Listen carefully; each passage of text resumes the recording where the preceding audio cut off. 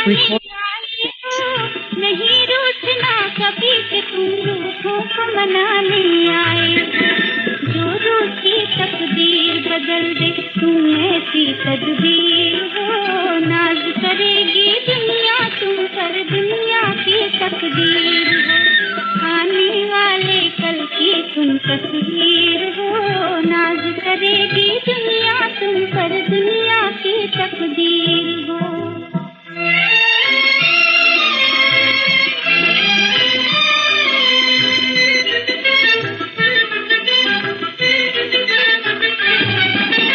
एक दिन होंगे ज़मीं आसमां चांद सितारे हाथों में, होगी एक दिन बागडोर भारत की तुम्हारे हाथों में। एक दिन होंगे ज़मीं आसमां चांद सितारे हाथों में, होगी एक दिन बागडोर भारत की तुम्हारे हाथों में। तोड़ सके ना दुश्मन जिसको तुम ऐसी जंजीर हो, नाज करेगी दुनिया तुम पर, दुनिया की तकदीर हो। आने वाले कल की तुम तस्वीर हो, नाज करेगी दुनिया तुम पर, दुनिया की तकदीर हो।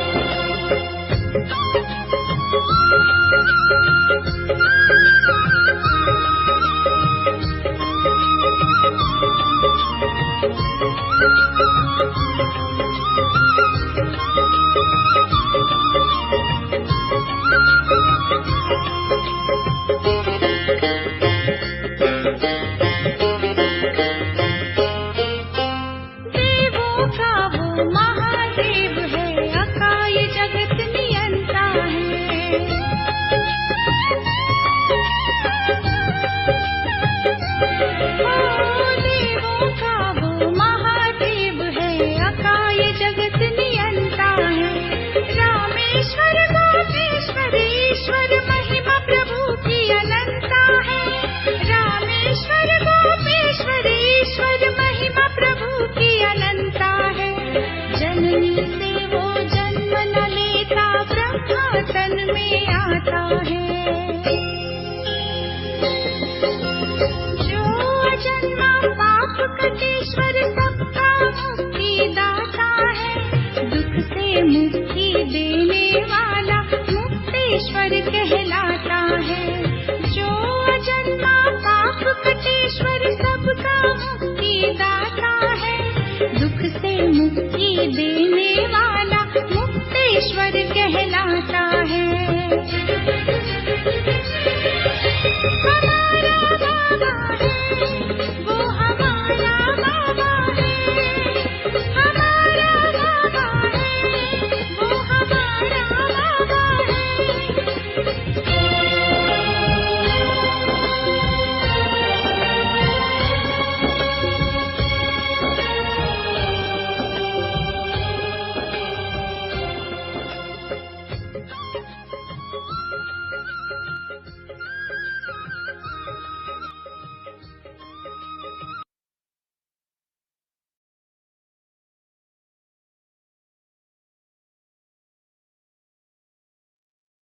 ओम शांति। ओम शांति भैया। ओम शांति। तो आज मुरली रुमाबन करेंगे, हम सब मिलके करेंगे। हाँ जी करूंगी। ओम शांति भाई जी। ठीक है। बाकी थोड़ा जैसे आप बोले। नहीं, थोड़ा आप कर लो, मतलब कर लो आप, फिर हम थोड़ा 2-4 मिनट हमको दे देना, सबको एक एक पॉइंट हम शेयर कर लेंगे। ठीक है। हाँ हाँ। ओम शांति। आज 21 नवंबर 2023 के साकार महावाक्य रिवाइज करते हैं। बाबा कहते हैं कि सेकंड में मुक्ति और जीवन मुक्ति प्राप्त करने के लिए मनमना भव और मध्याजी भव। बाप को यथार्थ पहचान कर याद करो और सबको बाप का परिचय दो। आज बाबा ने ये होमवर्क दिया है, तो किसी ना किसी को बाबा का परिचय आज जरूर देना। नहीं वाचा से ना सही, पर मनसा से तो जरूर दे। नशा हो कि हम अभी भगवान के बच्चे बने हैं, वह हमें पढ़ा रहे हैं। हमें ही सब मनुष्य मात्र को सच्चा रास्ता बताना है। हम अभी संगम युग पर हैं। हमें अपनी रॉयल चलन से बाप का नाम बाला करना है। बाप और श्री कृष्ण की महिमा सबको सुनानी है। आज बाबा ने मेनली श्री कृष्ण के बारे में काफी कुछ कहा है कि वो कौन है, उनका यथार्थ क्या परिचय है, वो सबको देना है। और बाबा ने ये भी कहा कि रॉयल चलन से जो है बाप का नाम बाला करना है। तो चेहरे और चलन की जो सेवा है वो बाबा ने बोले है वो तो लास्ट की सेवा है, और अभी तो लास्ट का समय है। अभी कोई सुनना भी नहीं चाहता है ना, जो जिसमें मस्त है मस्त है। अभी तो कई लोग तो अब ये भी कहने लगे हैं कि हम एब्स्ट्रैक्ट मोरालिटी में विश्वास करते हैं, माना कि अच्छा करो। लेकिन वो अच्छा करो जो है ना, उनका बस अच्छा करो में यही है कि भाई किसी पे रहम कर दो, किसी का लेके लिया है तो वापस कर दो, कि किसी का देना है तो उसको दे दो, है ना, या किसी को मारो मत। लेकिन जो मन की हिंसा है ना, उस पे उनका कोई कंट्रोल नहीं है, या खान पान पे कंट्रोल नहीं है। मन में हिंसक विचार हैं, मुख पर भी ऐसी बातें आती हैं, लेकिन बस वो कहते हैं कि हम किसी का बुरा करते नहीं, किसी से कुछ हमने किसी का लेना नहीं, किसी का कुछ देना नहीं। तो मतलब ये उनके लिए है कि ये मोरालिटी है, यही लाइफ स्टाइल है। लेकिन बाबा जो कि रहम दिल है, वो हमें बताता है कि सच्चा सच्चा रहम क्या है। किसी को पैसे गरीब को पैसे दे देना रहम समझ लेते हैं हम, है ना। लेकिन बाबा ये भी साथ में समझाता है कि पात्र देख के दान दो, है ना। सच्चा रहम यही है कि सर्व को आत्मा देखना, है ना। किसी को अमीर गरीब नहीं देखना, वो उसका पार्ट है, वो प्ले कर रहा है। जिसका मोची का पार्ट है वो मोची है, जो इंडस्ट्रियलिस्ट का पार्ट है वो उसका पार्ट प्ले कर रहा है। लेकिन सबको आत्मा देखना, सब हैं ही बहुत प्यारे, सब हैं ही बहुत खुश नसीब, सब हैं ही हम एक बाप के बच्चे। भाई भाई की दृष्टि रखना, ये है रहम दिल होना। तो तो बाबा कहते हैं कि श्री कृष्ण ने चौथ का चंद्रमा कैसे देखा, जो कलंक लगा। कलंक वास्तव में ना श्री कृष्ण को लगते, ना गीता के भगवान को लगते, कलंक लगते हैं ब्रह्मा को। श्री कृष्ण तो कुमार है, इसलिए उसकी महिमा ज्यादा है। भल लक्ष्मी नारायण की महिमा भी ऐसे ही गाएंगे। 16 कला संपूर्ण, संपूर्ण निर्विकारी श्री कृष्ण को तो फिर द्वापर में दिखाया। और देखो, हमको फॉलो फादर का ही बाबा ने हमेशा सिखाया है। और ब्रह्मा बाबा पे तो कितने आरोप लगे और पेपरों में भी उनके लिए छपा, लेकिन उन्होंने इस सारे विस्तार को एक दो शब्द में सार कर दिया, नथिंग, है ना। बिकॉज उनको क्लियर था ये ड्रामा चल रहा है ना। सोए पड़े हैं सब नींद में, सपनों की दुनिया में खोए पड़े हैं सब, है ना। सच तो उनको पता था कि सब मेरे भाई हैं, सब बहुत प्यारी आत्माएं हैं। मारने वाला भी जो आया ना, उसका भी उनकी स्थिति देख के मन पलट गया, है ना। क्योंकि उनकी दृष्टि वृत्ति भाई भाई की थी, है ना। बाप, इनफैक्ट उनको तो ये भी नशा था कि भाई मैं तो ब्रह्मा हूँ, है ना, ब्रह्मा द क्रिएटर। तो इसलिए अपनी वृत्ति दृष्टि पे हम बहुत ध्यान देना है।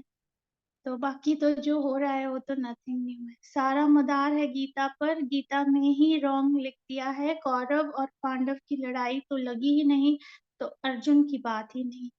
यह तो बाप बैठ पाठशाला में पढ़ाते हैं ना। कितना अच्छा पॉइंट है कि पढ़ाई कोई युद्ध के मैदान में थोड़ी होगी, पढ़ाई तो पाठशाला में होगी ना। और ये तो यूनिवर्सिटी है, पाठशाला युद्ध के मैदान में थोड़ी होगी। हाँ, ये माया रावण से युद्ध है, उन पर जीत पानी है। माया जीते जगत जीत बनना है। और माया कुछ नहीं, हमारे अपने कमजोर संकल्प है ना। हमारा मन जो, जिसको कहते हैं ना, मन तो बच्चा है ना। तो बच्चा तो बचपना करता है, शैतानी भी करता है, सब कुछ करता है। तो अगर हमें ज्ञान है कि आत्मा का के रूप में हमको क्या करना है, एक्चुअली आत्मा तो कर्मातीत है ही ना। आत्मा सोचता है, अभोक्ता है ना।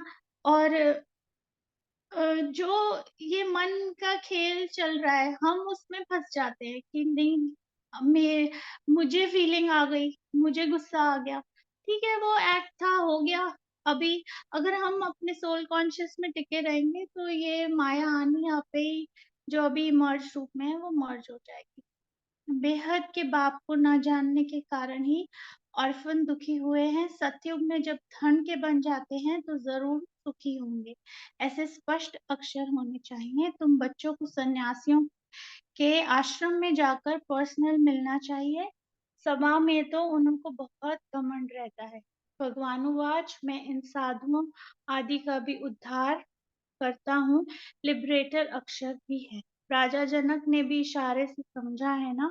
परमपिता परमात्मा को याद किया और ध्यान में चला गया। ध्यान में तो बहुत जाते रहते हैं। ध्यान में निराकारी दुनिया और वैकुंठ देखेंगे। अब तो ये पार्ट भी ओवर हो चुका है, क्योंकि ध्यान में जाते हुए कई लोगों को शायद कुछ नहीं क्लैरिटी हो रही थी। किसी ने कह दिया मुझ में बाबा आते हैं, मुझ में मम्मा आती है ना। तो बाबा ने अब वो पार्टी समेट दिया। विनाश भी सामने खड़ा है। साइंस वाले मून के ऊपर जाने के लिए माथा मारते रहते हैं। यह है अति साइंस के घमंड में जाना, जिससे फिर अपना ही विनाश करते हैं। बाकी मून आदि में कुछ है नहीं। बाप कहते हैं कि मुझे याद करो तो अंतमति सो गति हो जाएगी।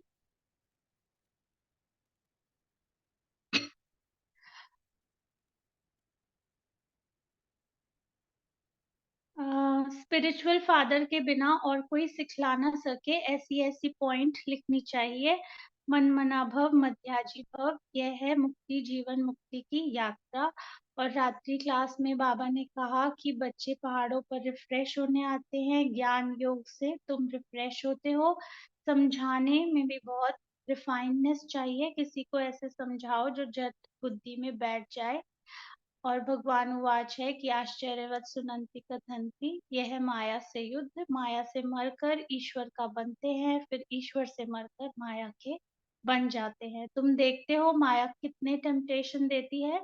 कई बार ध्यान दीदार में जाने से भी खेल खलास हो जाता है। कई बच्चों को बैज लगाने में लज्जा आती है, यह भी देह अभिमान है। श्री कृष्ण ने कितनी गाली खाई और सबसे जास्ती खाई शिव ने, फिर श्री कृष्ण ने, फिर सबसे जास्ती खाई है राम ने। तो नंबर वार है, जिसने ज्यादा टॉलरेट किया है, सहन किया है, उसका पद उतना ही ऊंचा रहा है। अभी आगे आप सभी शेयर करें। Thank you. ओम शांति। थैंक यू बाबा।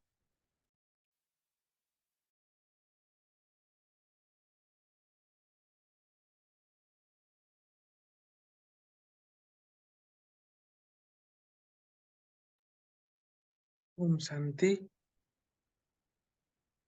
आज हमने लिखा था जो शिव बाबा की महिमा। हाँ जी, अशोक भाई जी बोलिए जी। नहीं भाई साहब, सुनाइए आप। नहीं, बोलिए बोलिए, आप पहले बोलिए। मेरे मुरली का ही एक पॉइंट था कि जो है वो बच्चों की बुद्धि में है कि अब 84 का जन्म चक्कर लगाकर हमने पूरा किया। देवता क्षत्रिय वैश्य शूद्र बने, अब शूद्र से ब्राह्मण बनकर फिर देवता बनना है। बुद्धि में हमेशा यही है। अगर भूलेंगे फिर दुनियावी बातों में बुद्धि चली जाएगी, फिर जितना कहो वाल बात हो जाएगी कि सुनंती कथंती फिर भागंती, क्योंकि माया का पूरा जो है, माया से लड़ना है, माया हावी हो जाती है और ये बहुत वंडर है। ओम शांति।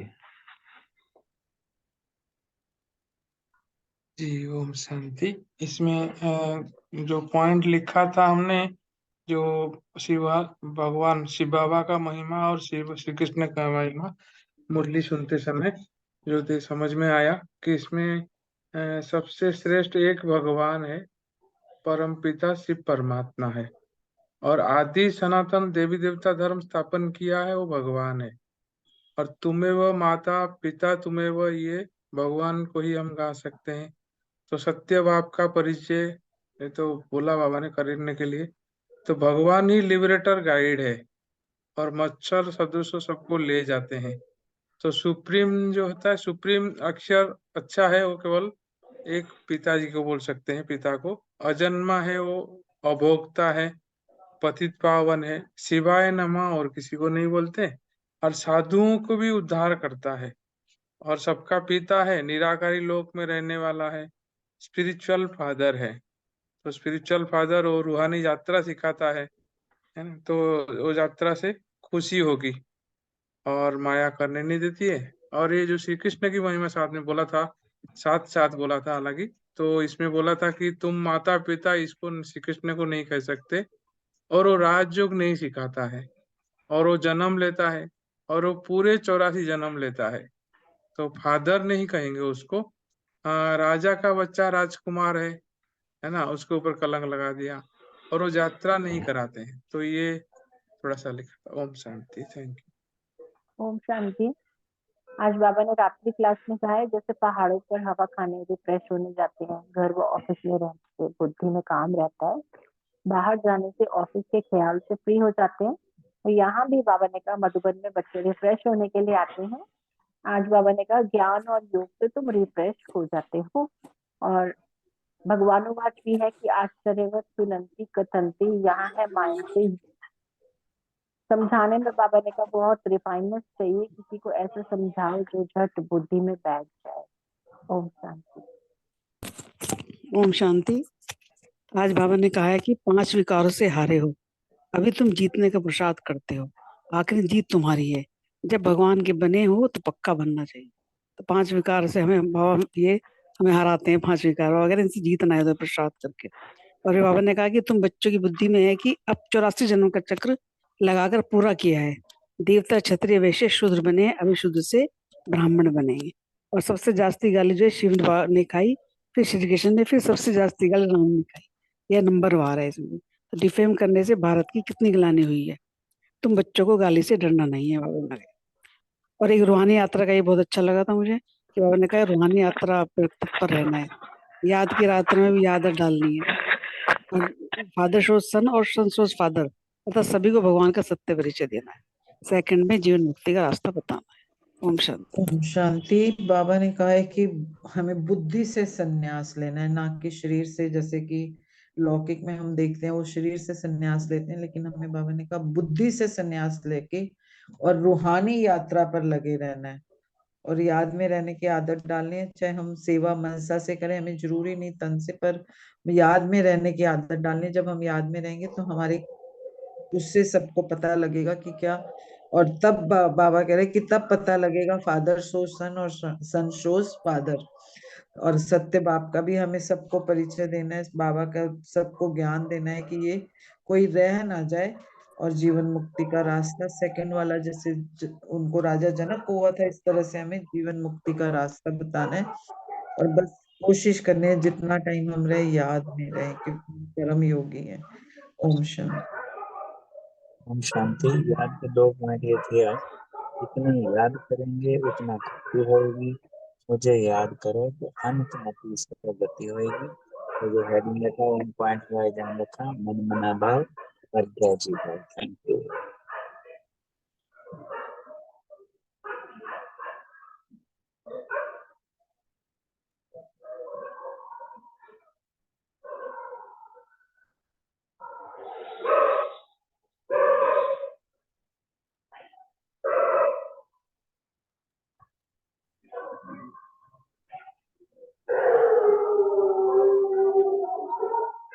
ओम शांति। किसी का कोई पॉइंट और है शेयर करें, नहीं तो फिर अव्यक्त वाणी को लेते हैं।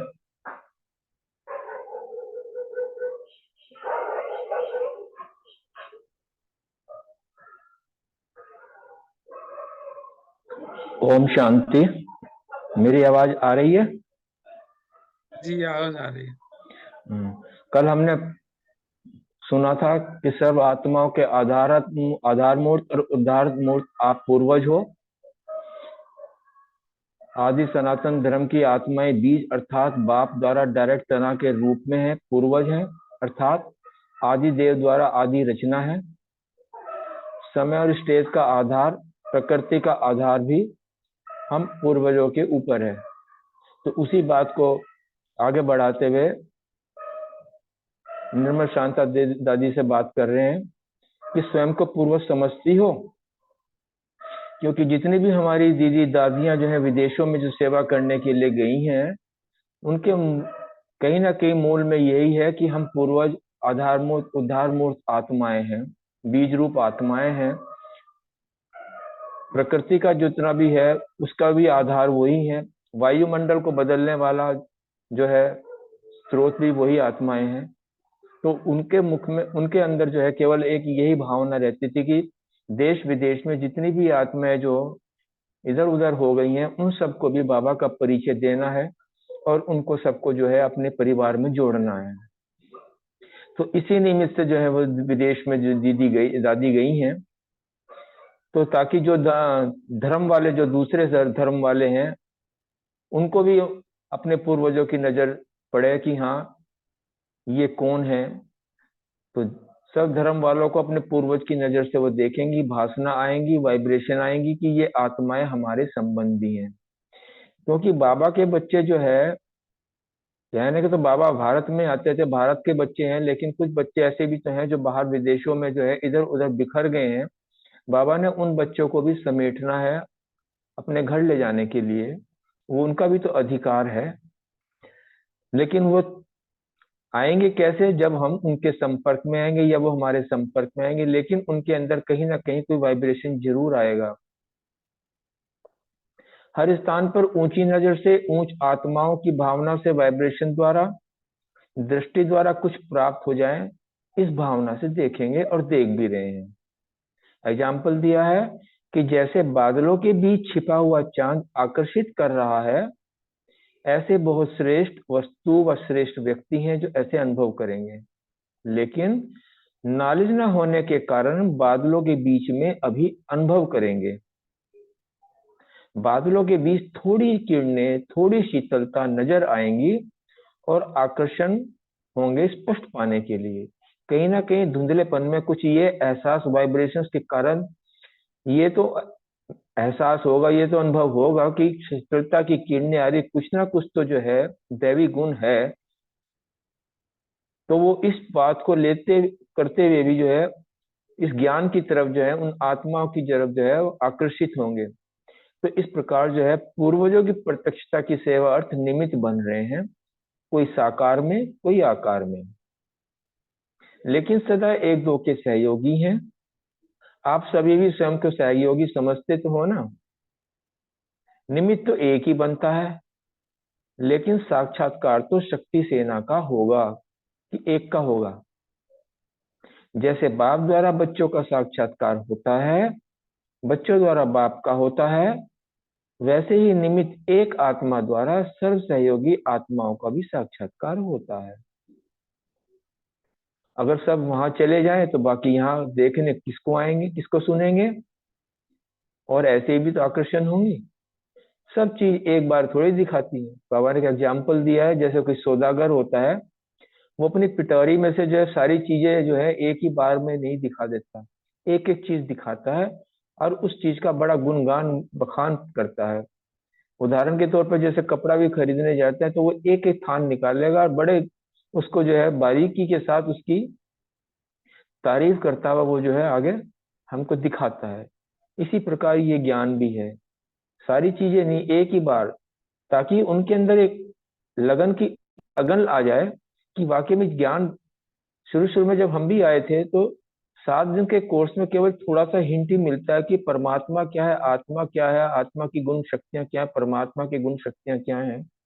तो उसी से एक अंदर उथल पुथल शुरू हो जाती है और उस चीज को पूरा जानने के लिए अंदर यही उमंग लगते है, किसी प्रकार ये पूरा का पूरा ज्ञान हम समझ जाएं। फिर इसी उसी चीज को वो कह रहे हैं कि एक एक बात का महत्व रखते हैं, फिर उनको वो आगे करते हैं। ड्रामानुसार हर रत्न की वैल्यू अलग अलग समय और अलग अलग स्टेज पर प्रत्यक्ष होती है, इसलिए चारों ओर यादगार मंदिर बने हुए हैं। फिर एक स्थान पर सबका मंदिर बन जाए अगर सब इकट्ठे ही चले जाएं, तो इसलिए जो जो आत्मा जिस स्थान पर गई हो कोई, तो उनका जो है उसी हिसाब से उनके महत्व के, उनकी सेवा के महत्व के हिसाब से उनके जो है वहां मंदिर बन जाते हैं, उनकी यादगार बन जाती है। गांव में भी यादगार होगा, जिसने गांव के अंदर कोई सेवा करी होगी तो गांव में भी उनका यादगार बन जाएगा। ऐसा कोई नहीं होगा जहां पूर्वजों का यादगार ना हो। तो इस प्रकार बाबा ने बताया कि ड्रामानुसार हर रत्न की वैल्यू होती है, जो जो रत्न जिसका जहां जहां जो पार्ट होता है वो अपनी उन आत्माओं को ढूंढने के लिए वहां जाते हैं। उसके बाद भगवान जो है मनमोहनी दीदी से बात करते हैं। आपका विमान विमान तेज है दादी का? उनका विमान तो स्थूल है और आपका? दीदी जो है साइलेंस में ज्यादा होती थी, तो उसी बात को कह रहे कि आपका विमान तो साइलेंस का है, क्योंकि साइलेंस से ही साइंस, साइंस का रचयिता भी साइलेंस है। साइलेंस की शक्ति से ही साइंस निकली है, रास्ता तो पावरफुल होता है ना। जैसे निमित्त बनी हुई साथी विशेष इस समय किस स्थिति में है? साक्षात्कार व वरदानी मूर्त, महादानी मूर्त है। जो भी खजाने हैं उनको अर्थात महादानी मूर्त बन बाप से शक्ति लेते सहज स्वयं की शक्ति द्वारा, सर्व को संकल्प द्वारा, वाइब्रेशन द्वारा लाइट माइट का अनुभव कराना, यह भी वरदान है। तो जैसे निमित्त एक रत्न बना, ऐसे और भी रत्न बनेंगे। विशेष इस सेवा का कंगन बांधना चाहिए, तभी सर्विस का नया मोड़ प्रैक्टिकल में दिखाई देगा। निमित्त बनी हुई आत्माएं जो पर्दे के अंदर हैं, वे स्टेज पर आने की हिम्मत दिखाएंगी, तब तो नया मोड़ होगा।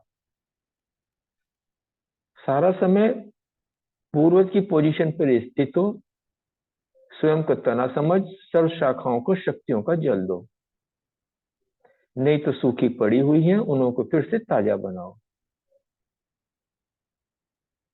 उसके बाद बाबा पार्टी से बात करते हुए कह रहे हैं कि हर एक स्वयं को विश्व कल्याणकारी समझते हुए हर संकल्प और कर्म द्वारा विश्व का कल्याण हो, ऐसे संकल्प और कर्म करते रहना चाहिए हमें। जब हर संकल्प श्रेष्ठ होगा तभी स्वयं का और विश्व का कल्याण होगा। अपनी ड्यूटी सदा स्मृति में रहनी चाहिए कि मैं विश्व कल्याण की इंचार्ज हूं, और इंचार्ज अपनी ड्यूटी को कभी नहीं भूलता। लौकिक रीति में भी कोई ड्यूटी वाला अपनी ड्यूटी को अच्छी तरह ना संभाले तो उसको क्या करते हैं, या तो नौकरी से निकाल देते हैं, या वो खुद ही निकल जाता है, या उसकी सैलरी काट लेते हैं, या उसको वार्निंग देते हैं भाई काम ढंग से करो नहीं तो हम तुमको निकाल देंगे। तो इसी प्रकार यहाँ भी जो अपनी ड्यूटी को ठीक प्रकार से नहीं बजाते तो ड्रामानुसार प्राप्ति की तनख्वाह कट हो जाती है। बाबा से जो सर्व प्राप्तियां मिलनी है उनमें कहीं ना कहीं कमी आ जाती है, खुशी कम हो जाती है, शक्ति कम हो जाती है। क्योंकि हम सबका अपना अनुभव है, कितने उमंग उत्साह में सेवा भी करते हैं फिर भी कभी न कभी मुख से निकल जाते हैं, पता नहीं क्यों। इतनी सेवा भी कर रहे हैं, खुशी कम क्यों हो गई है। बाबा ने आज उसका कारण बता दिया। उसका सिंपल कारण है, किसी ना किसी प्रकार से अपनी ड्यूटी यथार्थ रीति बजाते नहीं, कुछ ना कुछ मिस जरूर करते हैं। जो ड्यूटी पर अच्छी तरह लगे हुए हो उनके मन में विश्व कल्याण के सिवाय कोई और संकल्प नहीं चलता। अगर चलता है तो समझो ड्यूटी पूरी नहीं है। मुख अंदर अंदर ये निश्चय रहे कि मैं विश्व कल्याणकारी हूं। जितना निश्चय उतना नशा। अगर नशा कम है तो सेवा भी कम करेंगे। इसलिए सदा ड्यूटी पर एक्यूरेट रहो। जो ड्यूटी पर एक्यूरेट रहता है उसको सभी ईमानदार की नजर से देखते हैं, फेथफुल की नजर से देखते हैं। बाप भी समझते हैं जो एक्यूरेट अपनी सेवा में रहते हैं वही बाप के फेथफुल हैं। बाबा ने आज दो शब्दों को यूज किया है। एक होता है बाप के निश्चय में पूर्ण, लेकिन बाप के निश्चय के साथ साथ सेवा में भी फेथफुल। निश्चय और फेथफुल दो बातों को बाबा ने बताया। ये भी सब्जेक्ट है, जैसे ज्ञान की सब्जेक्ट है, सेवा की सब्जेक्ट है, ऐसे ये निश्चय की भी सब्जेक्ट है, फेथफुल की भी सब्जेक्ट है। टोटल मार्क्स सब में लेने होते हैं। ये नहीं कि निश्चय तो है फेथफुल नहीं है, या फेथफुल है निश्चय नहीं है, दोनों में है। तो दूसरों की सेवा करते करते अपनी भी सेवा करो। ये नहीं कि अपनी सेवा को भूल जाओ, दूसरों की सेवा में लगे रहो, या दूसरों की सेवा करते करते अपनी भूल जाओ। दोनों का बैलेंस चाहिए। जब बैलेंस होगा तो ऐसे को कहा जाता है विश्व कल्याणकारी। और विश्व कल्याणकारी बाप द्वारा निमित्त बच्चे ही कर सकते हैं। माता और बहनों से पूछे हैं कि तुम माताएं व शक्ति सेना शक्ति के रूप में उपस्थित रहती हो, क्योंकि स्वयं की कमजोरी होगी तो सेवा में भी कमजोरी हो जाएगी। इसलिए शक्ति स्वरूप हो, सेवा करो तब सफलता निकले। अपने को साधारण माता नहीं समझो, जगत माता समझो। जगत माता अर्थात विश्व कल्याणकारी। पांडवों के लिए कहा कि पांडव भी महावीर समझ सेवा में उपस्थित रहते हो, क्योंकि महावीर मुश्किल को सहज बनाता है।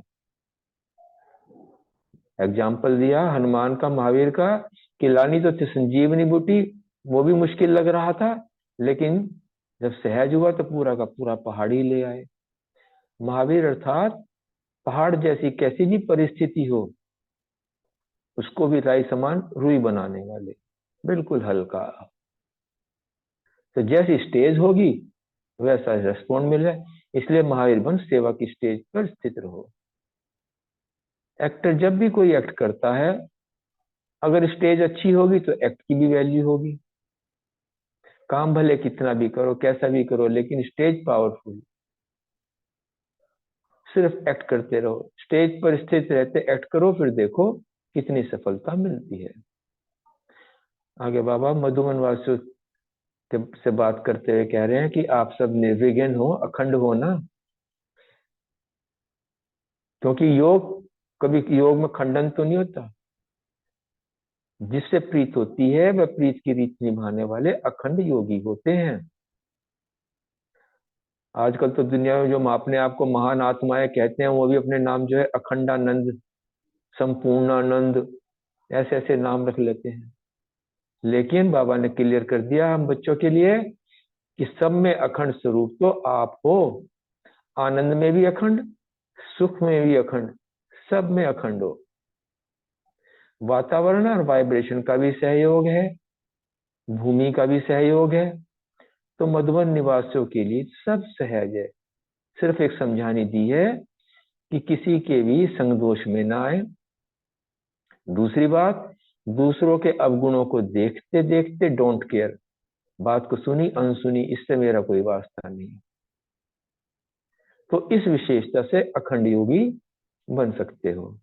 अगर किसी के संग दोष में आ जाते हैं या किसी के अवगुणों को देखते हैं तो माना वो अवगुण अपने अंदर आ गए, तो योग खंडित हो गया। और खंडित मूर्ति पूजनीय नहीं होती है। आप जो है पूजनीय है, पूज्य हो, इसलिए आपको अगर किसी भी रूप में जो है योग खंडित नहीं होना चाहिए और थोड़े समय के लिए पूज्य नहीं होना, क्योंकि सदा का पूज्य बनना है। सदा का पूज्य मीन्स आधा कल्प तो पूज्य स्वरूप ही सतुत्व था, उसके बाद द्वापर कलयुग में भी आधा कल्प जड़ चित्रों के रूप में पूजन होता है, पूजनीय होते हैं। इस प्रकार बाबा ने मधुबन निवासों की, ये मधुबन निवासों नहीं, हम सभी बच्चों के लिए है। हम सभी मधुबन वासी ही हैं, इसलिए बुद्धि में यही रहना चाहिए कि हमें बाबा के साथ सदा की प्रीत रखनी, अखंड योग बने रहे, किसी दूसरे के अवगुणों का न देखें, क्योंकि दूसरों के अवगुणों को देखते हैं तो वो गुण हमारे में आ जाते हैं। संग दोष का हमें ख्याल रखना है, क्योंकि हम सदा के पूज्य आत्माएं हैं, आधार मूर्त है, उद्धार मूर्त आत्माएं हैं, बीज रूप हम आत्माएं हैं। इस प्रकार बाबा ने जो है ये बहुत अच्छी मुरली हम लोगों के सम्मुख रखी है। ओम शांति। बाबा को याद करते हैं, फिर अपने अपने मनन चिंतन से अपने अपने प्रश्नों को हम लेते हैं।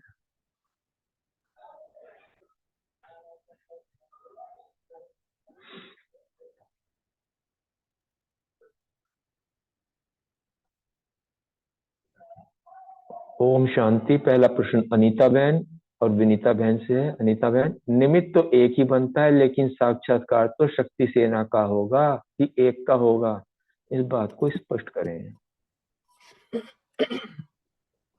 विनीता बहन, आपको करना है पहले? मैं कर लेती हूँ। हाँ जी, करो। जैसे बाबा ने ओम शांति, जैसे आज बाबा ने एक एग्जाम्पल दिया ना कि बादलों में छिपा हुआ चांद होता है, वो आकर्षित करता है, सब लोग अट्रैक्ट होते हैं। ऐसे ही हम सब, ऐसे ही बाबा ने कहा कि आप बहुत श्रेष्ठ।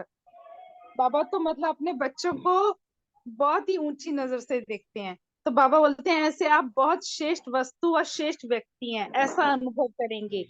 लेकिन नॉलेज न होने के कारण बादलों के बीच में अभी अनुभव करेंगे। बादलों के बीच थोड़ी किरणें, थोड़ी शीतलता नजर आएगी। तो बाबा कहते हैं कि पूर्वजों की प्रत्यक्षता की सेवा अर्थ निमित्त बन रहे हो। सब आपको ऐसे पूर्वज के रूप में देखेंगे कि कोई साकार में, कोई आकार में, लेकिन सदा एक दो के सहयोगी है। या निमित्त तो एक ही बनता है, लेकिन साक्षात्कार तो शक्ति सेना का होगा। जैसे भगवान द्वारा बच्चों का साक्षात्कार होता है, वैसे ही निमित्त एक आत्मा द्वारा सभी सर्व सहयोगी आत्माओं का साक्षात्कार होता है। ओम शांति। धन्यवाद अनीता बहन। हाँ जी, ओम शांति। ओम शांति जी। क्वेश्चन है, निमित्त तो एक ही बनता है, लेकिन साक्षात्कार तो शक्ति सेना का होगा कि एक का होगा, स्पष्ट करें। इसमें बाबा ने जो है हमें ये बताया है कि जैसे कि विनीता बहन ने थोड़ा बता दिया है कि बाबा कह रहे हैं कि जैसे ब्रह्मा बाबा की 1000 भुजाएं बोली गई हैं, प्रत्यक्षता जो है ब्रह्मा बाबा की होती है। और फिर बाबा ने कहा कि ब्रह्मा बाबा जो अव्यक्त हुए वो भी इसलिए हुए कि बच्चे अप्रत्यक्ष हों, है ना। उसके बाद दादियां और ये सब कितनी सेवाएं शुरू हुई। वही बता रहे हैं कि दादी जब सेवा के लिए विदेश गए तो बताया कि जब सेवा के लिए गए तो वहां पे क्या बताया कि सर्व धर्म की आत्माओं को अपने पूर्वज की नजर से देखना है। यही मुरली चल रही है ना कि हम पूर्वज आत्माएं हैं और जी। सब हम सब आत्माओं के पूर्वज हैं। तो यहाँ पे बाबा ने बताया कि वो जब संपर्क में आएंगी ना, उनको ये भासना आएगी कि ये हमारे अपने हैं, इनसे हमें कुछ मिल सकता है, दृष्टि से, वृत्ति से। वो बताया। फिर इसमें ये बताया कि जैसे कि जगह जगह जो मंदिर बने कैसे बने। एक शास्त्रों में भी ये लिखा हुआ है कि जब सती सती हो जाती है तो शिव जो है उस उनको अपने कंधे पे लेके मतलब तांडव करते हैं और पहाड़ों पे चले जाते हैं, और जहां जहां उनके अंग गिरे वहां वहां मंदिर बन गए, या नैन गिरे नैना देवी बन गए, इस तरह से ऐसी कहावत है। तो असल में ये बात तो नहीं है। जहां जहां मतलब जिस रूप में भी आत्माएं जो है इस समय बाबा के बच्चे सेवाएं करते हैं, तो वहां वहां उनके मंदिर बन जाते हैं उनकी विशेषता के अनुसार। एक क्या कहते हैं कि जैसी जैसी जो सेवा करता है, बाबा ने बोला ना कि गांव में भी मंदिर है। वो छोटे छोटे लोग भी कहते हैं कि हमारी कुल देवी फलानी है, दूर दूर इतनी जाके वो अपनी कुल देवी की पूजा करते हैं। तो वही बाबा कह रहे हैं कि एक की पूजा नहीं होती है, 33 करोड़ देवी देवता है ना। तो बाबा कहता है हमेशा हमें अपने आप को इस नजर से देखो कि मैं भी किसी की कुल देवी हूँ, मेरी भी कोई पूजा कर रहा है, मुझे पुकार रहा है, तो मेरी कितनी जिम्मेवारी बनती है कि मैं अपने को कैसे मतलब अपने संकल्पों द्वारा सबको, जैसे बाबा कहते हैं कि सकाश देना, सबको पूर्वज देखना। तो वो बाबा ने यहाँ पे क्लियर किया है कि साक्षात्कार जो है ना पूरी शक्ति सेना का होगा, क्योंकि बाबा ने तो रुद्र ज्ञान यज्ञ रचा है ना। तो उस रुद्र ज्ञान यज्ञ में पांडव और शिव शक्तियां सब सेवा में लगे हुए हैं। तो सब साक्षात्कार बन के सबको मतलब निमित्त बनते हैं हम सब, और फिर इस प्रकार आत्माओं को साक्षात्कार होता है। ओम शांति। ओम शांति। धन्यवाद। इसमें मैं एक छोटी सी चीज ये समझा था, आप क्लियर कर देना कि निमित्त तो एक बनता है, निमित्त तो ब्रह्मा बाबा बने थे एक, लेकिन जो है पीछे इतना यज्ञ का इतना बड़ा परिवार है, उसमें साक्षात्कार तो जितनी भी दीदी दादियां हैं उनको भी हुआ है। तो वो शक्ति सेना, वो भी पीछे सेना तो पूरी हुई, उनको भी साक्षात्कार हुआ है। तो इसी प्रकार जो दीदी दादियां जो है विदेशों में गई हैं, तो उस वक्त तो वो एक ही निमित्त बनी है विदेश में जाने के लिए।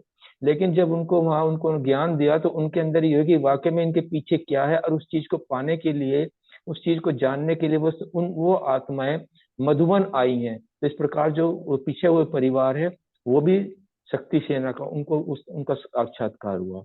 क्लियर करना जरा, क्या सही है ये बात?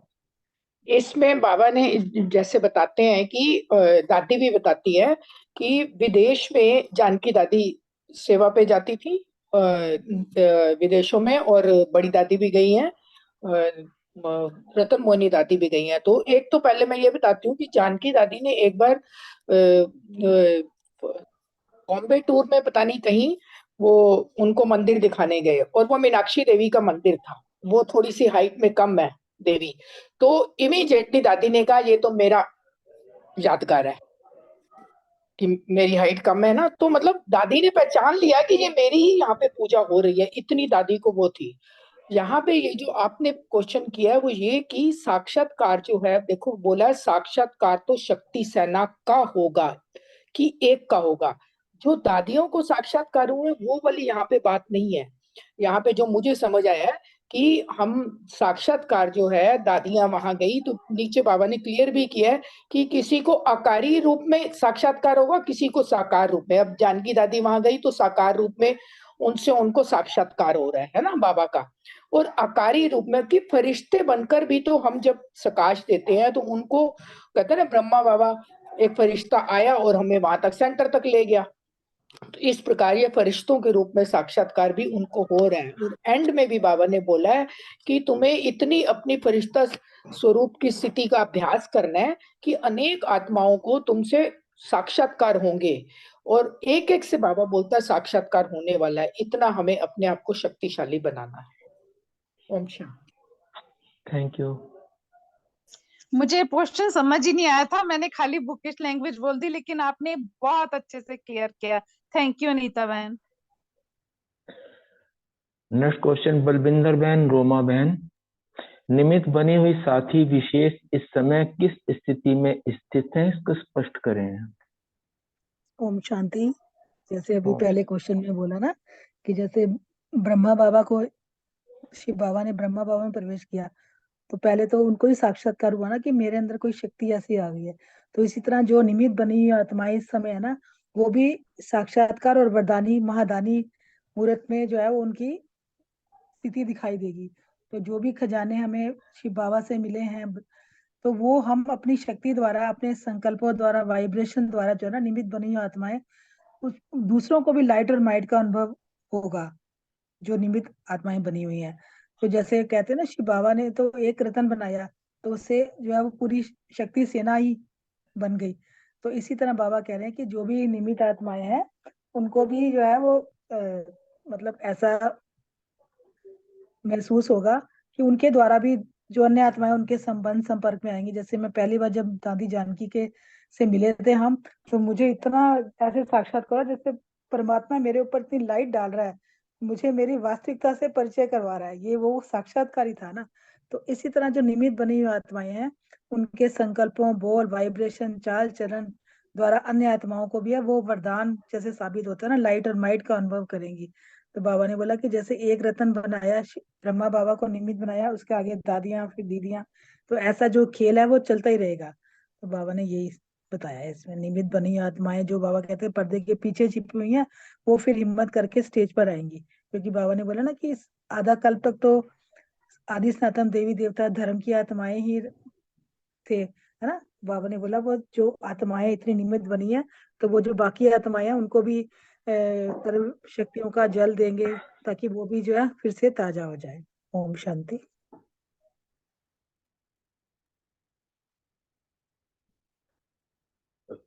रोमा बहन आप बोलेंगे। हाँ जी ओम। भाई जी, थैंक यू, बहुत सुंदर, सभी का शुक्रिया, थैंक यू बाबा। मैंने ना जब भी अनुभवों की श्रृंखला चली थी कोविड के टाइम में, तो अपने सेंटर से एक बहन का अनुभव आया था। तो उन्होंने बताया था कि उन्होंने कहीं रजौरी में कोर्स किया था और कोर्स करके फिर छोड़ दिया था। उनको कुछ तकलीफ थी, थोड़ा डिप्रेशन कह सकते हैं, और जैसे उससे रिलेटेड कई सारे प्रॉब्लम्स थे, नींद ना आना, मतलब इतना इशू था कि रात को सो ना पाना और सुबह उठ ना पाना। उनके बच्चे हफ्ते में 3 दिन स्कूल जाते थे, 3 दिन छुट्टी हो जाती थी स्कूल से, क्योंकि वो उठ ही नहीं पाती थी। तो घर में भी उसको लेके काफी दिक्कत जैसे हो रही थी। और उनके हस्बैंड ने भी साथ में शेयर किया था कि विद इन 10 किलोमीटर्स, मतलब जितने भी साइकेट्रिस्ट थे, किसी को उन्होंने छोड़ा नहीं था। हर जगह जाके उनकी स्पीच थेरेपी कराई, सब कुछ कराया, पर कुछ आउटकम नहीं था। तो फिर वो मूव हो गए थे इधर इस तरफ। तो वो बार्बर शॉप में बैठे थे और वहां उनको सेंटर से एक और भाई मिले, वो वहां पे कुछ अपना सुना रहे थे, कुछ ज्ञान शेयर कर रहे थे। तो उनके हस्बैंड ने कह दिया कि आपकी एक ब्रह्मा कुमारी तो मेरे घर में घायल पड़ी, बिल्कुल यही सेंटेंस। तो भाई साहब बोले चलो मैं उनको मिलता हूँ, और वो जाकर उनको मिले और उनके उनको दोबारा से कोर्स कराया, है ना। और उसके बाद अब ये सीन है कि वो अपनी उनकी प्रॉब्लम्स जो थी वो तो सॉल्व हो गई। जो स्कूल नहीं बच्चों को भेज पाती थी, वो अब रोज अमृत वेला करती है। और साथ ही साथ औरों की भी उन्होंने जोत जगाई। जो उनके एरिया में गीता पाठशाला है, उसमें भी बहुत अच्छी वो सेवा करती हैं। तो यही है कि जो जो सूख गई हैं, है ना, शाखाएं, उनको शक्तियों का जल देना है, पूर्वज की पोजीशन पर स्थित होके। कल भी हमने इस मुरली का पहला पार्ट लिया, आज दूसरा। तो अभी जो जगदम्बा से सर्व शक्तियों का जो प्रोजेक्ट भी चल रहा है ना, उसमें भी आजकल ये वाले मंथ में पूर्वज स्थिति पे ही चल रहा है। इसी की पूर्वज स्थिति में स्थित होके आपको रोज जो है कम से कम 5 या 10 आत्माओं को सकाश देना है। तो अमृत वेला बाबा से लेना है और फिर शाम को या दिन में कभी भी देना है। तो यही है कि और बाकी बाबा ने साइलेंस की शक्ति का भी बताया कि साइंस भी जो है उसमें से ही निकलती है। देखो कंसंट्रेशन से ही इन्वेंशन होती है। वो साइंटिस्ट सोचता रहता है ना। मतलब आइंस्टाइन के लिए तो है, वो तो 2-2 दिन तक बाहर नहीं आते थे या बाथरूम में ही घंटों घंटों बैठे रहते थे, और उनकी वाइफ उनको डिस्टर्ब नहीं करती थी कि अंदर ये कुछ मतलब डीप सोच रहे हैं। तो साइंस भी जो है वो साइलेंस से ही निकल के आती है, क्योंकि आत्मा है ना, वो भी आत्मा का स्वरूप ही शांत है। और शांत जब वो होती है ना, तो उसके अंदर तह में जमी हुई जो नॉलेज है वो निकल के आ जाती है ना। शांति में बिठाते हैं हमें योग में, इसीलिए कि जो मर्ज हो गए संस्कार वो इमर्ज हो जाए। तो यही दीदी से बाबा यही सब बता रहे थे। तो दीदी साथी है जो निमित्त दादी जो शायद यहाँ प्रकाशमणि दादी की बात हो रही है, जहां तक मैं समझ पा रही हूँ। बाकी जिसको क्लियर हो वो बताएं। तो दीदी शायद मनमोहिनी से ही बाबा बात कर रहे हैं। तो यही बाबा उनको कह रहे थे कि जो निमित्त आत्मा है वो साथी आत्मा वो विशेष इस समय अगर पूर्वज स्थिति में स्थित है तो महादानी मूर्त है, और जो भी खजाने हैं बाप से शक्ति लेके सहज स्वयं की शक्ति द्वारा सर्व को संकल्प द्वारा वाइब्रेशन द्वारा लाइट माइट का अनुभव कराना ये वरदान। Thank you. ओम शांति। ओम शांति। निर्मल शांता दादी हैं और मनमोहनी दीदी हैं। दीदी तो निमित्त जो थी वो साथी आत्मा प्रकाशमणि दादी के साथ थी ना, मतलब जैसे। अच्छा, ये क्लियर करेंगे रचना बहन। नेक्स्ट ठीक। क्वेश्चन अर्चना बहन नहीं, का। यहाँ केस वही है जो अशोक भाई बोल रहे हैं, पर वो निमित्त तो ठीक कह रहे हैं कि यहाँ केस पहले वो वही वही दादी हैं जो अशोक भाई। चलो नेक्स्ट प्रश्न अर्चना बहन और प्रीति बहन से है। स्वयं को विश्व कल्याणकारी समझते हुए सदा स्मृति में क्या रहना चाहिए? शांति। ओम शांति। विश्व कल्याणकारी स्टेज जो कल भी जो पहला पार्ट था उसके अंदर यही था ना कि हम जड़े हैं कल्प वृक्ष की। जैसे हमारे संकल्प होंगे, जो हमारा व्यवहार होगा, उससे सारा ही वृक्ष जो है वो अफेक्ट होता है। हमारा एक एक संकल्प जैसा होगा वैसा ही वायुमंडल चारों ओर फैलता है। तो क्योंकि हमारा कनेक्शन बीज के साथ है, तो हमारे को कैसे समर्थ संकल्प करने चाहिए, और समर्थ हमारा साथी है। तो अगर ये ऐसे हम समर्थ संकल्प करें तो हर कर्म में भी हमारा विश्व कल्याण ही समाया हुआ होगा, क्योंकि संकल्प के बाद ही कर्म आता है और कर्म से डेस्टिनी बनती है। साइकिल बाबा ने बताई है। तो ये सिर्फ अपना स्व कल्याण तो होगा ही होगा, लेकिन साथ साथ विश्व कल्याण के भी निमित्त हम बन जाते हैं। तो ये सदा हमको ये ड्यूटी समझ के ये सदा स्मृति में रखना है कि मैं विश्व कल्याण की इंचार्ज हूँ, है ना। तो अपनी ड्यूटी को भूलना भी नहीं है, क्योंकि जैसे एग्जाम्पल दिया था ना, कोई ड्यूटी वाला कभी अपनी ड्यूटी को अच्छी तरह ना संभाले तो उसको निकाल देते हैं। तो यहाँ पर भी ऐसा ही है। हम जितने श्रेष्ठ संकल्प करेंगे और अगर हमारा मन व्यर्थ की तरफ जा रहा है तो फिर हम खुदाई खिदमतगार या विश्व कल्याणकारी आत्मा का टाइटल ले भी नहीं सकते, है ना। तो इसीलिए बाबा ने यही कहा है कि ऐसा अनुभव, ऐसे विश्व कल्याण के संकल्प करने हैं, तब हमारी ड्यूटी पूरी होगी और निमित्त आत्मा बन के हम बाबा का जो कार्य है वो एक्यूरेटली कर पाएंगे। ओम शांति। थैंक यू अर्चना ओम बहन। शांति। ओम शांति। बहुत सुंदर अर्चना बहन ने समझा दिया।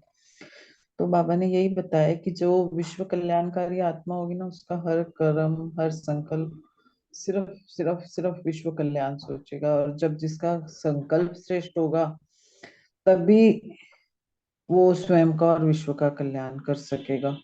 और इसमें बाबा ने बहुत अच्छा ड्यूटी का एग्जाम्पल दिया कि हमें अपनी ड्यूटी सदा स्मृति में रहनी चाहिए कि मैं विश्व कल्याण की इंचार्ज हूँ। तो जब कोई भी लौकिक में भी कोई भी ड्यूटी पे इंचार्ज होता है ना, तो वो अपनी ड्यूटी को संभालता है, भूलता नहीं है। और अगर कहीं पर भी कोई वो गलती करते हैं, नहीं संभाल पाते, तो उन्हें ड्यूटी से निकाल दिया जाता है, या उनको वार्निंग दी जाती है, या उनकी तनख्वाह कट जाती है। तो यहाँ बहुत बहुत अच्छा बाबा ने बताया कि बिल्कुल अंडरलाइन करने वाली बात, कि अगर हम विश्व कल्याण की अपनी ड्यूटी नहीं बजाते, तो ड्रामा अनुसार हमारी प्राप्ति की तनख्वाह कट जाती है। बहुत बड़ी बात ये बाबा ने बताई कि ड्रामा अनुसार अगर हम ड्यूटी नहीं बजाते, तो हमारी प्राप्ति की तनख्वाह कितनी बड़ी चीज है कि हमारी कट जाती है, खुशी कम हो जाती है, शक्ति कम हो जाती है, और फिर हम सोचते हैं पता नहीं हमारी खुशी क्यों कम हो रही है। लेकिन किसी न किसी प्रकार अगर हम ड्यूटी बजाते हुए कुछ मिस करते हैं, तो हमें हमारी खुशी गायब हो जाती है। और बाबा ने ये भी कहा कि हमें विश्व कल्याण के सिवाय और कोई भी संकल्प चलना नहीं चाहिए। अगर हम ड्यूटी पर सदा कायम रहेंगे, तो ये हमारा रहेगा कि हमें और कुछ याद नहीं आएगा। और हमें सदा ये निश्चय रहना चाहिए कि मैं विश्व कल्याणकारी हूँ। तो हम जितना निश्चय करेंगे उतना ही हमारा नशा रहेगा, और जो हमारी ड्यूटी है वो एक्यूरेट होगी। तो बाबा कह रहे हैं कि जो भी इस ड्यूटी पर एक्यूरेट होता है, उसको ना सब ईमानदार की नजर से देखते हैं, फेथफुल की जगह तरह देखते हैं। तो हमें भी अपनी सेवा में एक्यूरेट रहना है, तभी हम बाप के फेथफुल बन पाएंगे। ओम शांति। थैंक यू बाबा। धन्यवाद प्रीति बहन। रमणी भाई, रजनी बहन, विश्व कल्याण की सेवा में रहते हुए भी खुशी कम होने का कारण क्या होता है?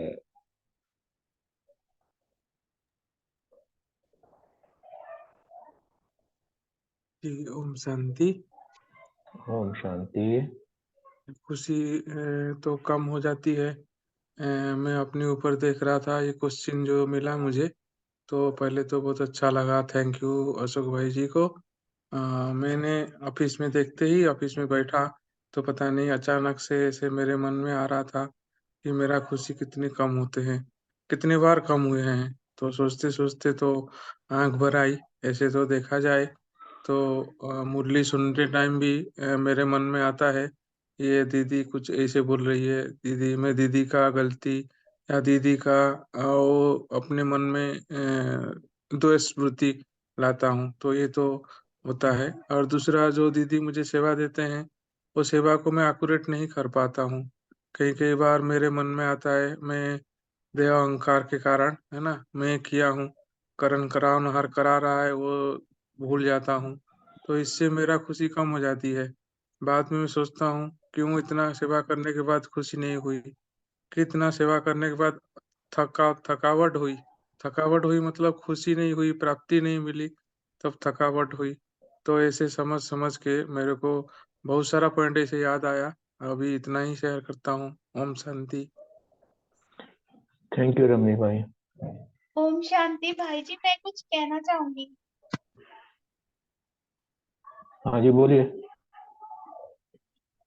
भाई साहब ने जो एक्सपीरियंस शेयर किया कि हम ऐसे कुछ कई बार हम करते हैं, लेकिन फिर भी करने के बाद भी हमें खुशी नहीं आती।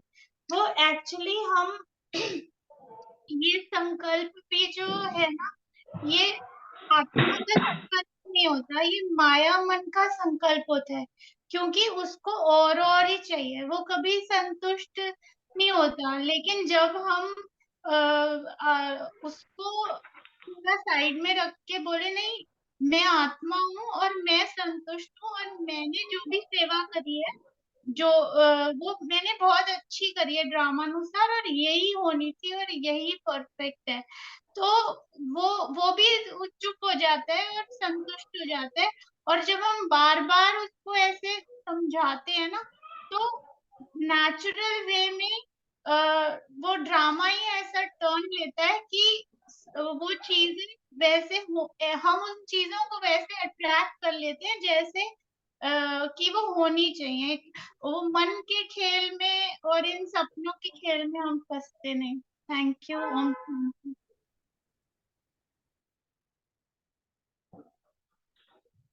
हमारे बीच में रजनी बहन है।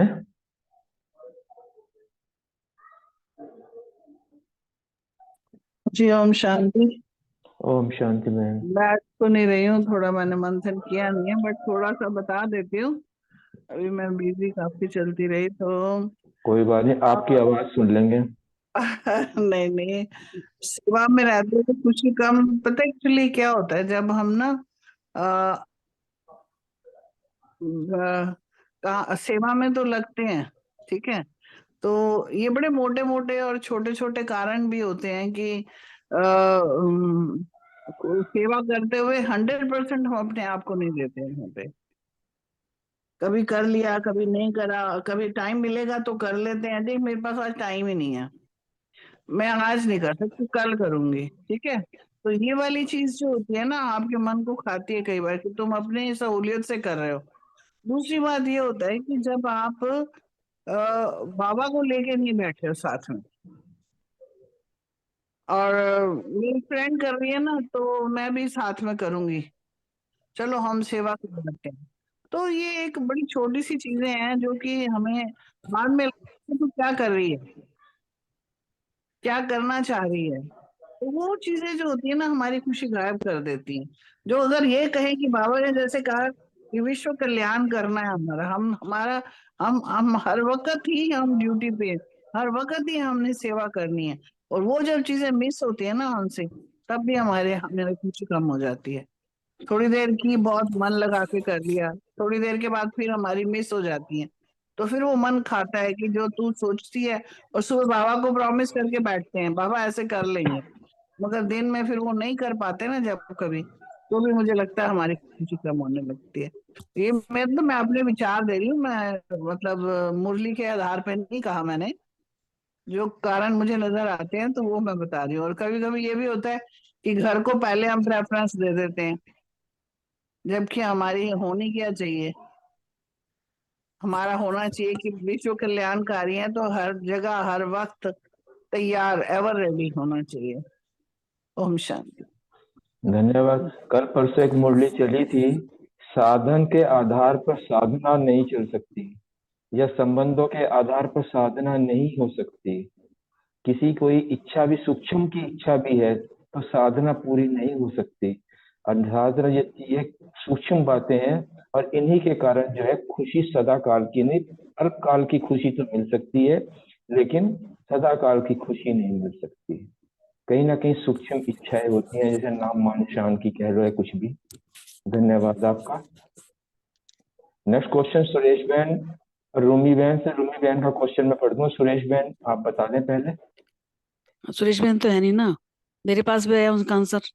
किसका? रूमी बहन का। चलो तुम सुना दो, मैं नहीं तो मैं बोल देता हूँ। मैं सुना देती हूँ।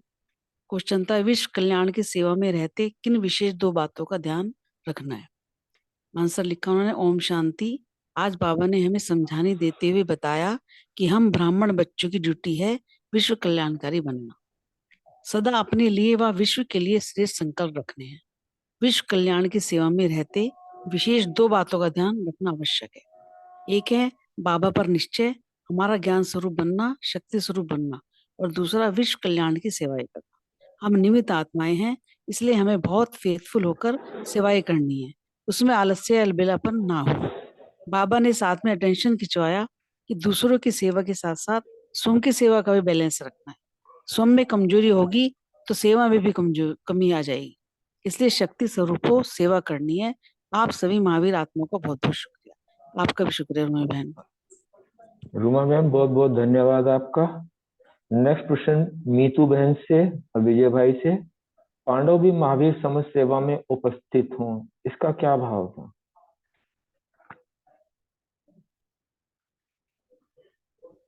विजय भाई की पहले सुना दीजिए, मैं 5 मिनट में सुनाती हूँ। विजय भाई आप बोल पाएंगे? हाँ जी ओम शांति। मैं क्या मीतू बहन बोल रही है? बोल देता मैं बोल हाँ वो कह रहे पहले आप बता दीजिए। कोई नहीं बोल देता। ओम शांति। बहुत सुंदर, सभी का दिल से धन्यवाद। महावीर जैसे वो हनुमान भी कहते हैं ना कि हनुमान मीन्स कि ना मान ना अभिमान, राम और राम की सेवा। दूसरे शब्दों में जैसे महावीर, महावीर भी एक ऐसा सम्मान है। महावीर का मतलब है अभी मुश्किल को सहज करने वाला, अर्थात शक्तिशाली। यादगार में भी दिखाता है ना, संजीवनी बूटी को लाना था तो वो ना पहाड़ को ही उठा लाया है। चलो मतलब इतना जोश, इतना नशा, वो ना पहाड़ को ही उठा लाया। तो महावीर का पहाड़ को मतलब मीन्स भाई पहाड़ जैसी परिस्थितियां भी कुछ आए या कुछ भी ऐसी लगे या सेवा में भी लगे कि ये क्या होगा क्या होएगा, तो वो उसको राय समझते हैं। कल पहले भी हुआ था, अभी भी हुआ है, बाबा साथ है, या पहले भी हमने किया था। और ऐसे महावीर बन जब सेवा की स्टेज में आना है, अर्थात जो हम सम्मान में होते हैं, हमारी स्टेज ऐसी बन जाती है। जो स्टेज ऊंची होगी ना, फिर हम काम चाहे साधारण भी करें, कुछ भी करें, उससे फर्क नहीं पड़ता, क्योंकि जैसी स्टेज होगी वैसा ही जो है उसका रिस्पॉन्स होएगा। जैसे एक्टर की भी बात की है, वैसे ही वाकई वो स्टेज के ऊपर बहुत फर्क पड़ता है ना। और अपन प्रैक्टिकल में भी देखते हैं, दिखने में भी जो फिजिकल में भी स्टेजेस होती हैं अपने प्रोग्रामों की, कितने सुंदर कैसे होते हैं, कैसे प्रेजेंटेशन होता है।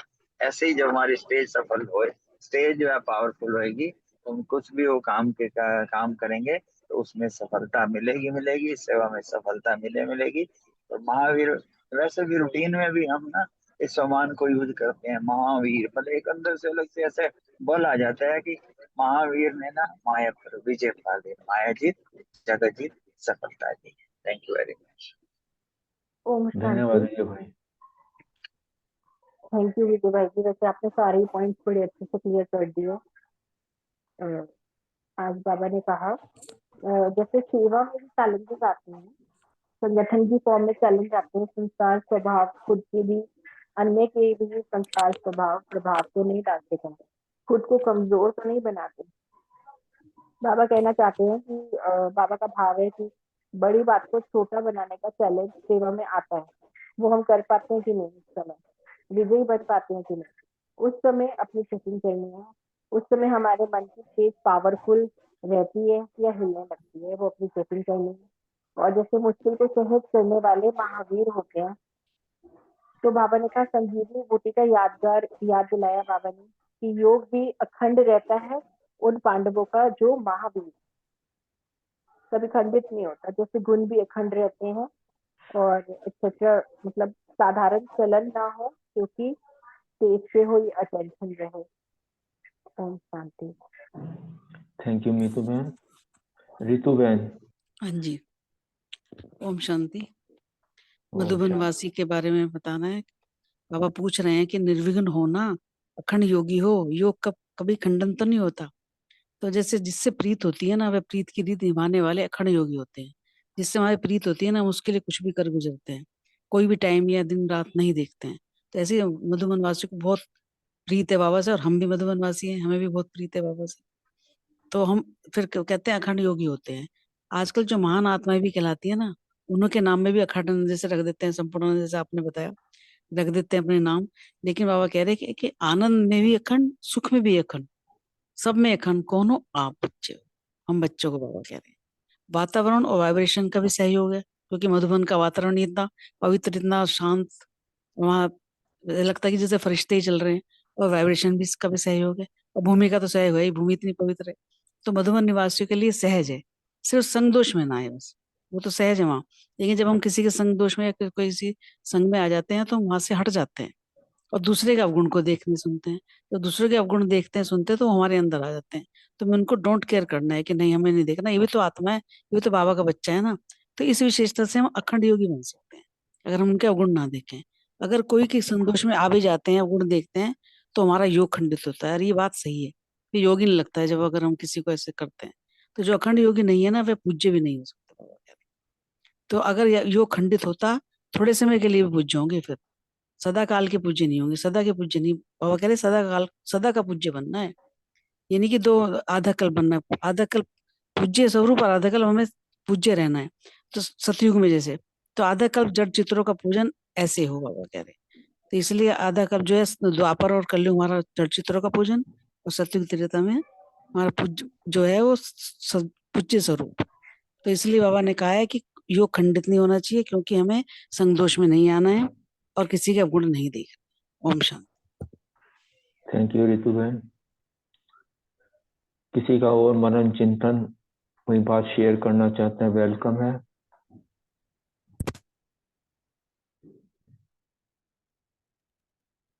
नहीं तो ओवर टू रमनी भाई।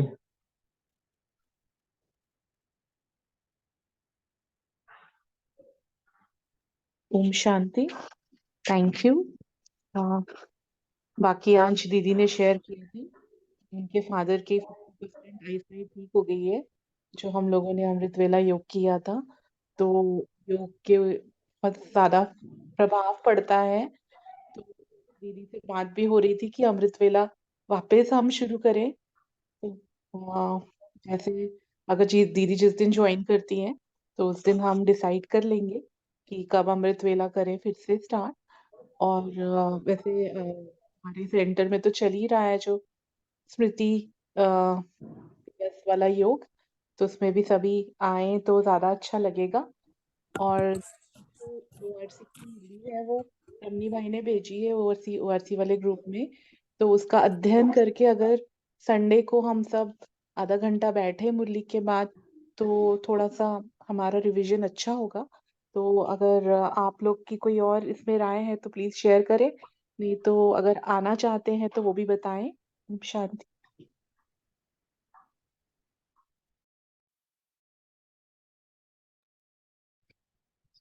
ठीक है दीदी, संडे को वहाँ बैठ जाएंगे आधे घंटे बाद, बाकी सब ठीक रहेगा।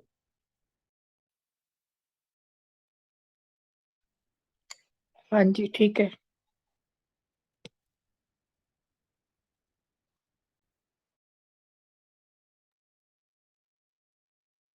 ओम शांति। आज क्लासरूम में एक रॉयल बिहेवियर देखा हमने, तो उसमें थोड़ा सा मन में चल रहा था कि हम एक दूसरे को जानना चाहिए। तो जैसे आज भाई बैठा था वो नरेंद्र भाई जी, दीदी ने बोले ब्याज की बात हो रहा था, तो दीदी ने उनको पूछा कि आपने ब्याज नहीं लगाया, तो वो नरेंद्र भाई ने जवाब दिया था। तो उसके बाद पूरा क्लास हंस रहा था।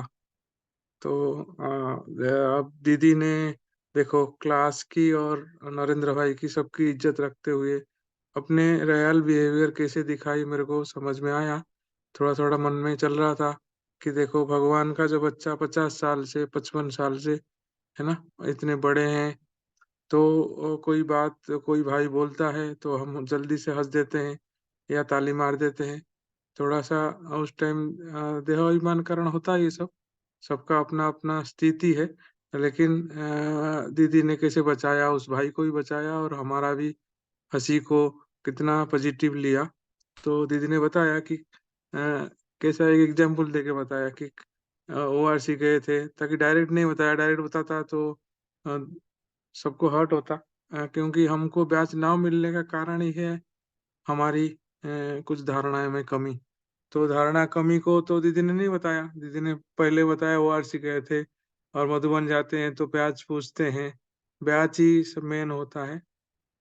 ऐसे करके दीदी ने समझा दिया कि हम धारणा में कमी कारण तुमको ब्याज नहीं मिला है और तुम धारणा को सुधारो। उनसे रोज मुरली सुनना, ये तो सबसे बड़ी अच्छी चीज है। इजी सहज सबसे ब्राह्मणों का है कि मुरली सुनना, मुरली सुनने से ही धारणा होती है।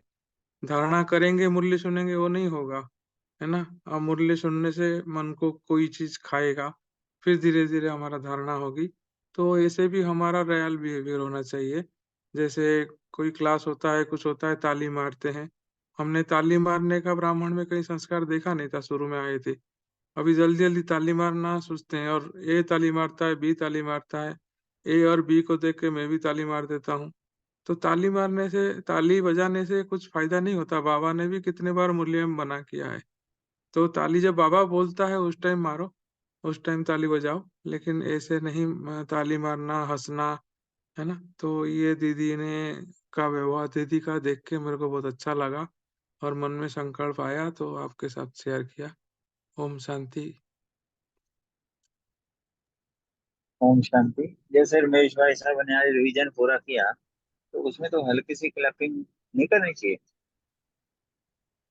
ऐसे तो देखा जाए तो अव्यक्त मुरली में अव्यक्त स्थिति में जब करते हैं करना तो चाहिए, लेकिन अव्यक्त मतलब उनके स्थिति में तो रिगार्ड के हिसाब से, और कुछ उनके हिसाब से मैं हल्की सी, हल्की सी हाँ होनी नहीं, चाहिए। हाँ हमको तो लगता है कि अव्यक्त स्थिति में उसको अनुभव करके साथ मैं सुनता हूँ, कुछ लिखता हूँ, कुछ अच्छा लगता है, तो इसलिए हमको चुप रहना अच्छा लगता है। बाकी सबका अपना अपना है। नहीं, जस्ट आई व्यू ले रहा हूँ, हल्के हल्के से लगे जाते हैं, जैसे उनके रिगार्ड के हिसाब से उन्होंने कंप्लीट किया है। हाँ, वो तो है, लेकिन अब ताली मारने से क्या होता है, आप धीरे जिस रिगार्ड के मारोगे, हिसाब कोई से जोर से लगता है। मार देगा, कोई जोर से मार देगा, हाँ, है वो ना? तो तो वैरायटी है ना, क्लास है, हाँ, ठीक हाँ, बात। तो इसीलिए ताली को हम आज तीव्र पुरुषार्थी हम सबके लिए एग्जाम्पल है, तो ठीक सबको उस ठीक नज़र से देखते हैं हमको। हमारा चलन, हमारा हँसना, हमारा चलना अलग होता है बाकी ब्राह्मणों से, तो इसलिए थोड़ा-सा ठीक ठीक, नहीं ठीक ठीक ठीक, इसलिए मैं क्लैरिटी। ठीक। ओम शांति। अब 1 मिनट बाबा को याद करके फिर एंड करेंगे।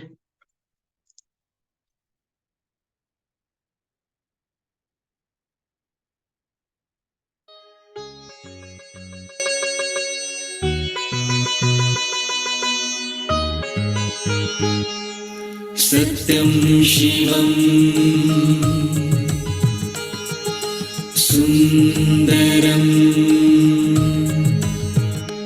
मुझ आत्मा के पिता शिव परम पिता, मुझ आत्मा के पिता शिव परम पिता, गीता ज्ञान के दाता, जीवन मुक्ति दाता, गीता ज्ञान के दाता, जीवन मुक्ति दाता, शिव याद में रहूं मैं, खोया खोया शिव बिंदु बिंदु, शिव याद में रहूं मैं, खोया खोया शिव बिंदु बिंदु, याद में सच्चा सुख है, पाया पाया शिव सिंधु सिंधु, याद में सच्चा सुख है, पाया पाया शिव सिंधु सिंधु, हर मुश्किल से छुड़ाए शिव परमात्मा, हर मुश्किल से छुड़ाए शिव